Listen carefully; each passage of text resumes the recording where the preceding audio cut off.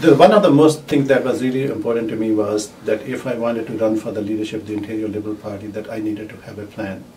So at the day I launched my leadership bid, on that day I also released a 7-point 100-day action plan. What that really means is that what exactly I will do in my first 100 days if I become elected leader of the Ontario Liberal Party and the Premier of this province. And those things basically touch on two themes. One is the elimination of the debt. The second is to make sure that the jobs are created in this province and the gridlock is removed.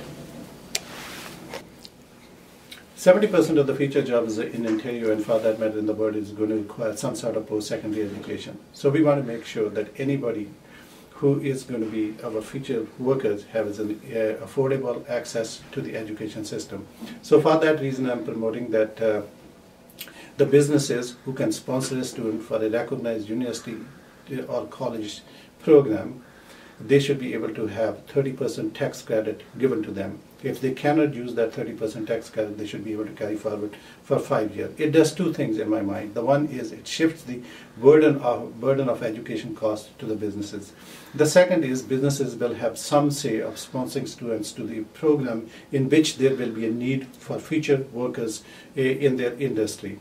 So I think it solves both the problems. It makes the education more affordable, but more importantly, it trains people in the skills which will be in demand as we move forward. The other point that I would like to make is that in the Greater Toronto area, in the GTA area, we spend almost in lost productivity, about $6 billion in lost productivity. What that means is that our transit system is not integrated. So in my platform, I'm also suggesting that in the GTA area, we need to have an integrated transit system. For example, if people come from Brampton to Mississauga, they can take the Brampton bus, but when they get to Square One, then they have to take the Mississauga bus.